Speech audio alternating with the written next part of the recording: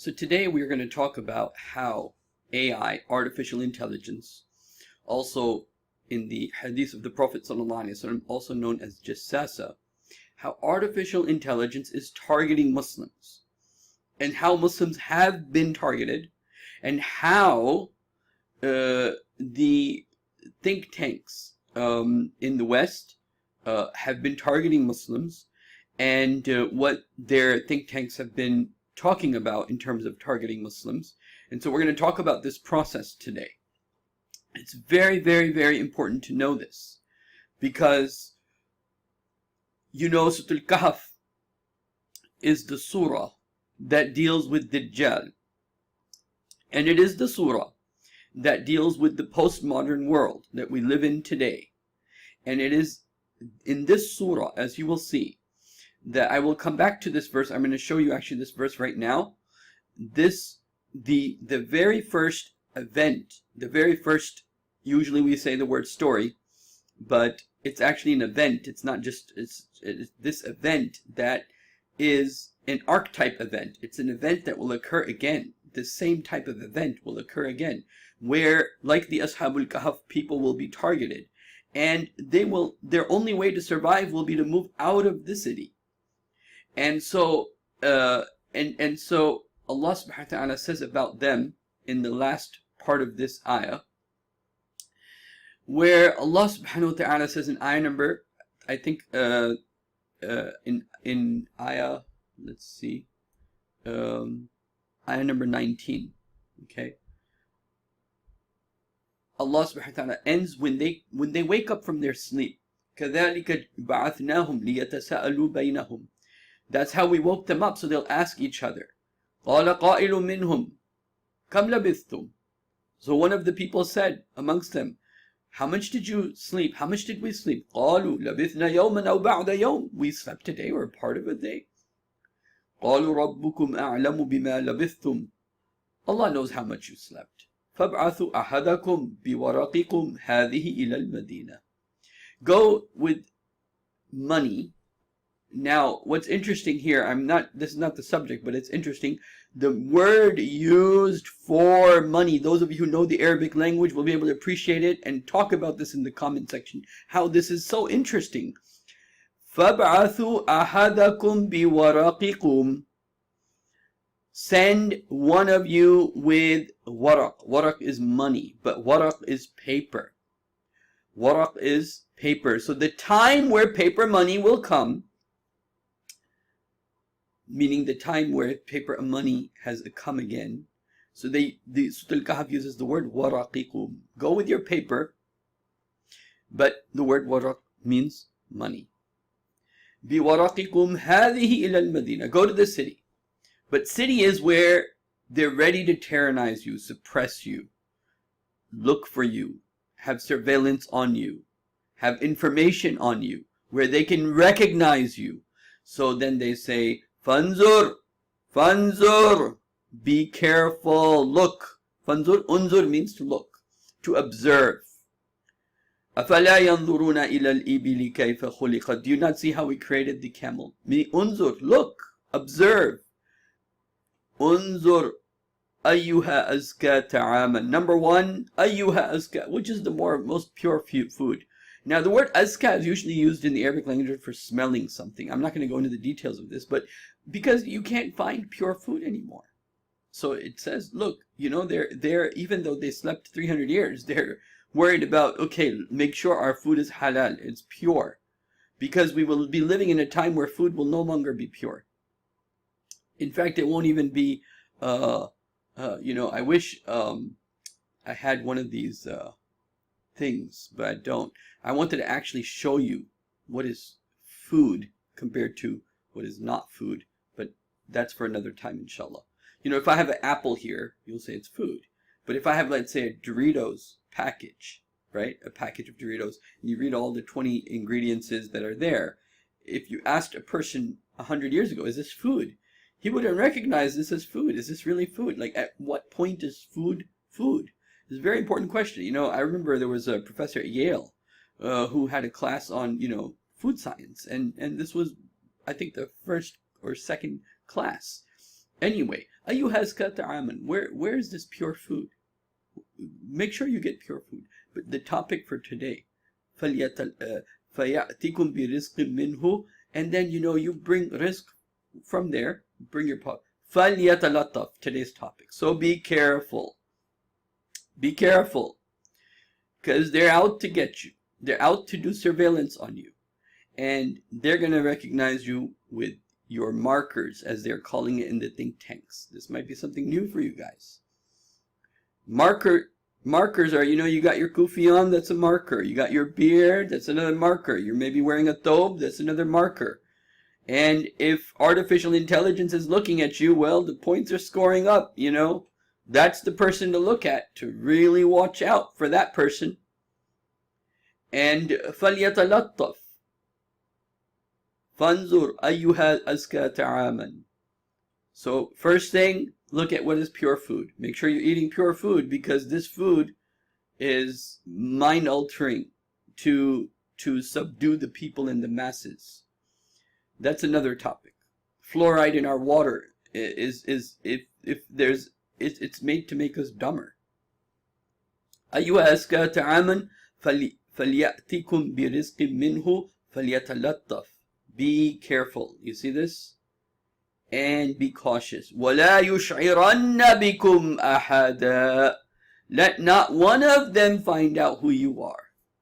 Because if you look like, a Muslim, and if your stuff is being monitored, and your likes and dislikes and your values, and you're going to Islamic websites and you're listening to that sheikh or this sheikh, if all that's being monitored, and we're going to talk about how to go around this, because once you know this is the way, and Allah mentions this in Surah Al-Kahf because it can be subverted, meaning you can go around this, you can dodge this. You don't have to do everything under your name. You can create another email. You can create Anyway. So, وَلَا يُشْعِرَنَّ بِكُمْ أَحَدًا. Now, what are the think tanks doing? Now, let's go to that. So, this is Rand Corporation over here. Let me move this so you can understand this. This is Objective Analysis Effective Solutions by Rand Corporation. Rand Corporation is a think tank, and they have written a very important book, I think almost 10 years ago now, but very few people know about this, called Civil Democratic Islam, Looking for Strategic Partners. And what is our objectives? What is our plan with the Muslims? And what should we do with the Muslim world? And this is the book. This is the Bible on how they are dealing with the Muslims. Okay, so what I'm about to show you is extremely important. But now that they identify what they want to do, it has to be incorporated into the AI, the artificial intelligence world. Okay, so we're going to look at this now. And let me make this bigger. And let me make this bigger. I want you to read the first paragraph here. Let me make it bigger so it's even easier for you to read. Okay. Bismillah. Okay. There is no question that contemporary Islam is in a volatile state, engaged in internal and external struggle over its values, its identity, and its place in the world. Meaning, the author is saying, his name is Bernard, Islam is in a fight in itself. We're internally fighting itself, externally fighting itself. We're trying to find out who we are. And so, therefore, rival versions are contending for spiritual and political dominance. This conflict has serious costs and economic, social, political, and security implications for the rest of the world. Consequently, the West is making an increased effort to come to terms with, to understand, to influence the outcome of this struggle. Okay? So, what have they done? They have divided the Muslims, okay, into these groups. Let me move myself here. Okay. Fundamentalists are traditionalists, meaning people who believe in traditional Islam, but they are interested in not, okay, so the traditionalists, you can see the general ulama, their attitude has been what? Is that, okay, look, Islam is under the threat, and I need to explain this for 2 minutes. Islam is under the threat. This happened during the times of colonialism. Islam is under the threat. We need to save our iman, and therefore we need to remove ourselves from the modern world. We need to remove ourselves from the impact of the modern world, and we need to go back and separate ourselves from modernity, this modernity that has come as an onslaught to the Muslim world. And so that was the stance, and their response was the Ashabul Kahf response of the ulama. The fundamentalists are those who agree with the values of the ulama, but they want Islam in the world. They want to bring Islam to the global world. They want to show Islam to the global world. So fundamentalists reject democratic values in contemporary Western culture. They want an authoritarian, this is just their own definitions. They're such foolish people. Anyway, they want an authoritarian, puritanical state that will implement their extreme view of Islamic law and morality. They're willing to use innovation and modern technology to achieve this goal.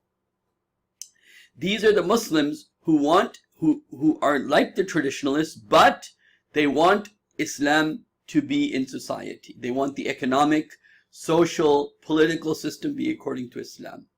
As I talked about in my last talk, you know, they don't have any problem with you practicing Islam in Islam as a mazhab, or Islam as a religion, as an individual thing. You're doing your individual purification, you're building your masjids, even your community thing. But the minute you try to bring Islam into the public domain, the minute you start talking about Islamic economics, the minute you start talking about Islam and sociology, the minute you start talking about Islamic law, Sharia, the minute you start talking about Islam and the political system, that's where you've crossed the red line. Because they don't want Islam to compete against the only solution that they're giving to the world, which is basically democracy and capitalism. So fundamentalists are basically those people who believe in the fundamentals of the deen, just as the traditionalists, except they want to also express Islam in the global village. They want to express Islam not as an expansionist state, but, you know, this is the problem, that, oh, they have added this definition that's incorrect, that Muslims want an expansionist state. It's not that. We just want to live as Muslims. You know, قُلْ يَا أَيُّهَا الْكَافِرُونَ لَا أَعْبُدُ مَا تَعْبُدُونَ وَلَا أَنْتُمْ عَابِدُونَ مَا أَعْبُدُ وَلَا أَنَا عَابِدٌ مَا عَبَدتُّمْ وَلَا أَنْتُمْ عَابِدُونَ مَا أَعْبُدُ لَكُمْ دِينُكُمْ وَلِيَ دِينِ. Bas. Traditionalists want a conservative society. They're suspicious of modernity, innovation, and change. Modernists and secularists. Okay? So then he goes to say, fundamentalists are hostile to the West. It's not that they're hostile to the West. I'm a fundamentalist. But fundamentalist doesn't also mean terrorism. That's another issue I'll talk about. You know, how terrorism just is a manufactured thing just to get their own goals accomplished. You know, it's manufactured terrorism. Fundamentalists are hostile to the West, to you, not to us. We're not hostile to the West. Anyway, are hostile to the West in particular, and are intent to varying degrees on damaging, destroying democratic modernity. Not true. We just want Islam to be expressed in the social domain. That's all. Then you have the modernists, okay, and the secularists. Now, you think this is, you'll find this to be interesting, okay? So, support the modernists first. Publish and distribute their works at subsidized cost. This is what they're saying. Encourage them to write for mass audiences and for youth. Introduce their views into the curriculum of Islamic education. Give them a public platform on TV and so on and so forth.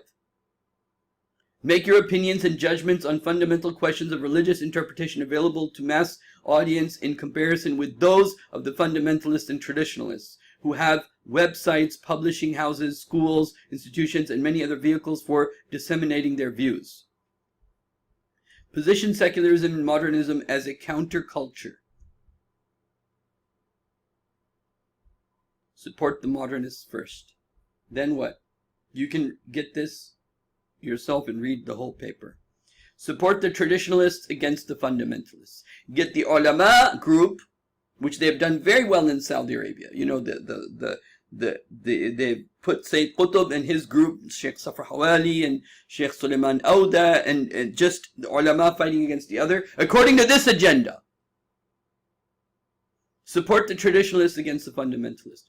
Publicize traditionalist criticism of the fundamentalist violence and extremism. Encourage this, and you know, you want to take those who want to do iqamatul deen, those who want to establish the deen, and the terrorists, and put them as one group, whereas they're not one group. They're not one group at all. Discourage alliances between traditionalists and fundamentalists. And mine is the opposite. We need to encourage the alliance between the traditionalists, the ulama, and those who want Islam expressed in the public sphere. It has to be done. Encourage the cooperation between modernists and the traditionalists who are closer to the modernist end of the spectrum. Where appropriate, education and traditionalists to where appropriate, educate the traditionalists to equip them better for debates against fundamentalists. And you get the idea. I'm not going to read the whole list. And this is nothing. What I'm going to show you is worse, what's coming. Confront and oppose the fundamentalists. Selectively support secularists. So that's their basic plan. Okay, this is the summary of this. I didn't get the whole file because it would be too many pages to go over. Okay, so now what do they do, and how does this relate to artificial intelligence?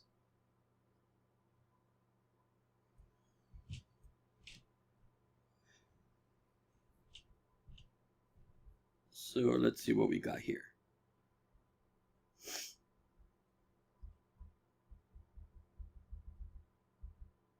So this is what they're now doing. They have these marker issues. And they've divided us into these groups. You see, radical fundamentalists, scriptural fundamentalists, conservative traditionalists, and then the less conservative, which you'll see over here on this page, reformist traditionalists, modernists, mainstream secularists, radical secularists. Okay? So they've divided Muslims into this group, and then they have the marker issues. What does this person think about democracy? Well, if he wrote about that opinion on the internet at some point, they got it. Human rights, polygamy, hijab, right? Islamic criminal code, is it, cutting off the hands? It's like so vicious, right? Killing someone because they did adultery, too vicious, and they can tell by the websites you go to what your values are. Which sheikh you're listening to will tell you what your values are. And so here's their response. What do the modernists think? What do the secularists think? What do the reformist traditionalists think? What do the fundamentalists think? According to them. So what do you think about hijab? What do you think about beating a wife? What do you think about the status of minorities? What do you think about khilafah or the Islamic State? And all you have to do is, now that you've done this, and you have now further divided how these different people behave, how they're going to behave on the internet, how they behave in their dress, because you can now use the surveillance cameras and everything. And so now you have AI, artificial intelligence, targeting Muslims. And this is already happening. I'm going to talk about this in a second.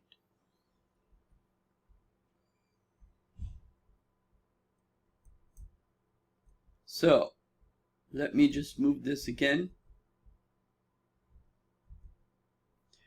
Again, those who want to read this, and you should, Civil Democratic Islam Partners, Resources and Strategies, it's the RAND Corporation.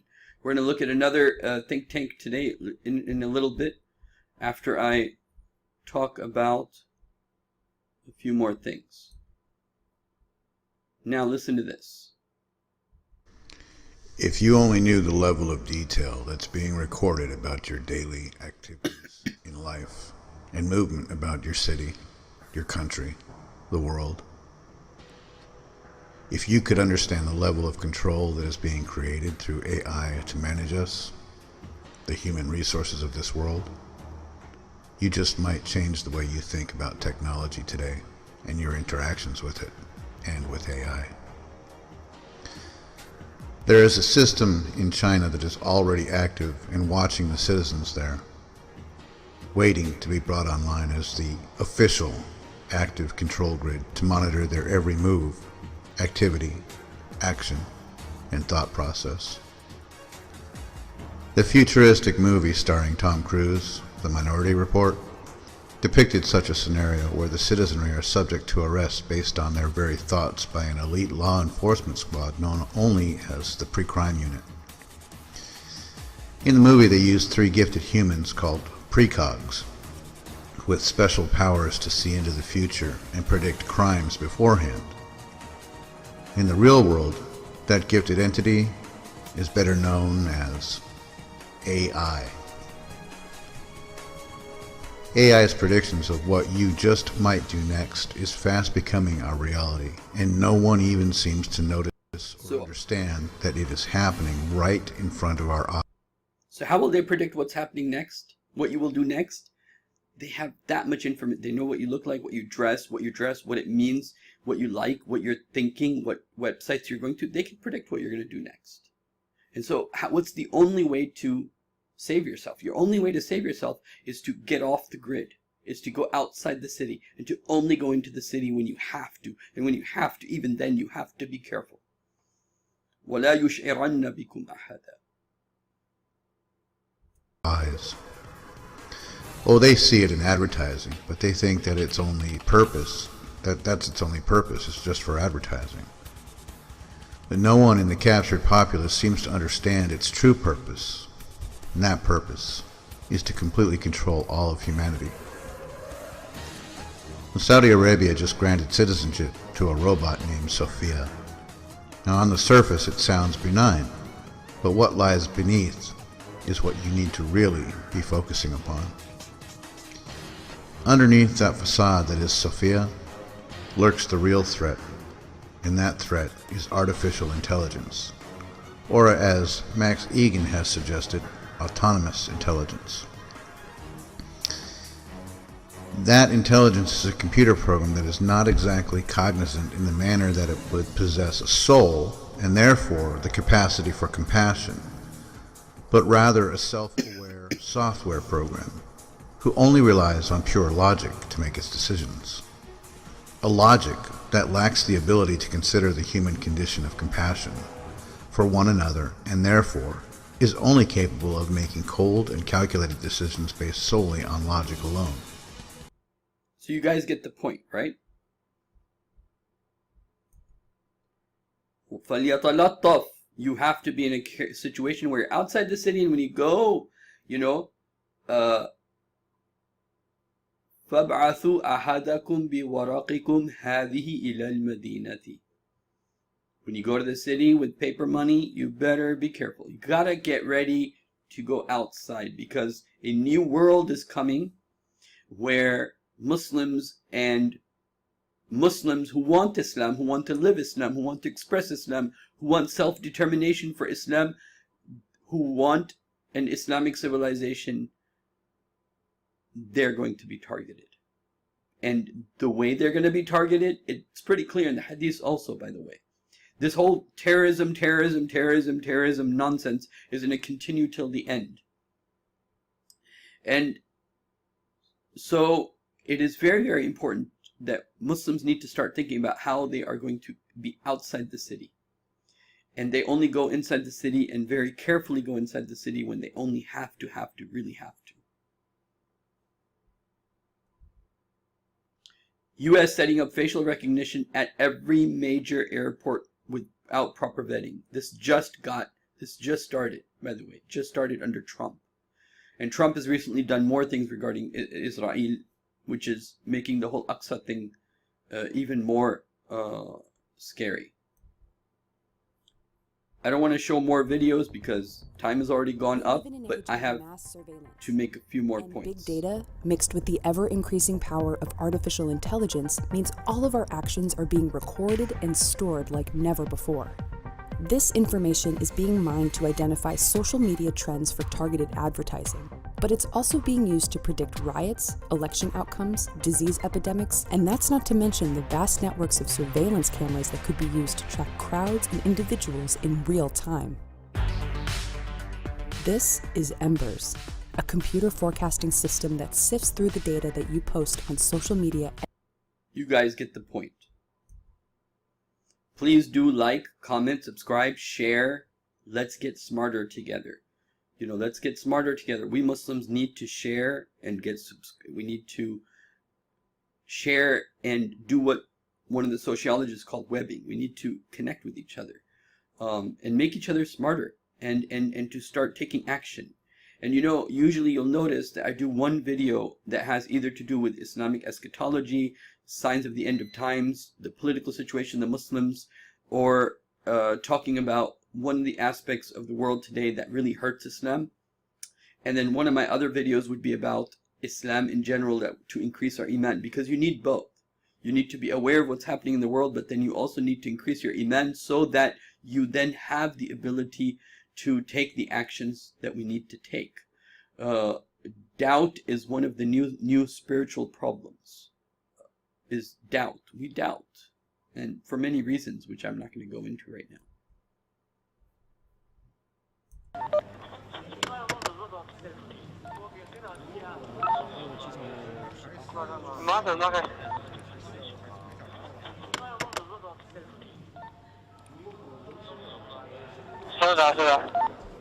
现在好几次锁起门呢。对，就是这的。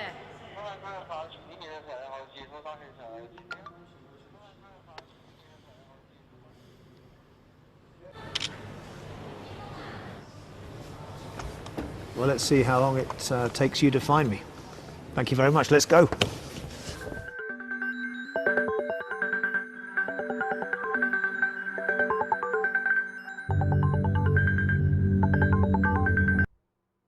Again, it's going to the point of facial recognition, and every aspect of your behavior is being monitored. And this is why, again, I want to remind the people that watched that video of mine, try not to use Google, try to use DuckDuckGo, because it's just as good, and it doesn't have the advertisements, and you're not being tracked. This, I just wanted to share with you that recently Brookings Institute had a conversation about artificial intelligence in China, because China has the largest investment. China is, in one city in China alone, is investing more than all of Europe. Okay, so, and they have a very different business model. It's very centralized and institution, and it is truly my honor. Today's debate is the first major collaboration in a new partnership between at the SAIS Foreign Policy Institute and the leader of the Communist Party as the issues that seem to show incompatibility. So you get the point. So I want to end here by saying that it's very, very important to understand how Dajjal is going to use artificial intelligence, Jassasa, and is going to use what has already been identified as fundamentalist Muslims, traditionalist Muslims, right? And figured out what they look like, how they behave, what they think, or what they think, and is what will be the result of this when you bring artificial intelligence with this type of research together. Who is going to be Muslims are going to be targeted, and this is what I'm talking about. And Muslims are already being targeted, and so this is going to. But the thing is, this is going to intensify. That once Israel and Jerusalem come on top, now you should be aware of what's happening right now in Al-Aqsa. I'm not going to go into that today, but as things intensify, and Israel becomes stronger and more independent and starts taking, today they also mentioned, let's give the Golan Heights back to Israel. The U.S., it came from the U.S., but as Israel becomes stronger and as the U.S. begins its decline, you're going to see this technology really targeting Muslims. If anyone thought America is bad, if anyone thought America is making it difficult for Muslims, you have no idea what's going to be coming in the upcoming years for the Muslims. And so we have to be ready too. They're not gods. They're human beings like us, and they don't have special horns on their heads that makes them extra smart. They're not more smarter than me and you. We just have to do certain things according to the Quran and according to the Sunnah of the Prophet ﷺ, one of which is to start collaborating. Like-minded people have to start collaborating. And one of the ways to do that, is to, subscribe and to like and to share. Like, comment, subscribe, and share, so that the ideas, they go far and far, inshallah. Jazakumullah khairan.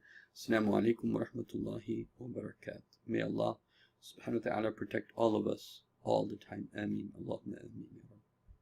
Make sure to subscribe today, and make sure you like, and make sure you leave your comments and ideas. Jazakumullah khairan. Assalamu alaikum wa rahmatullahi.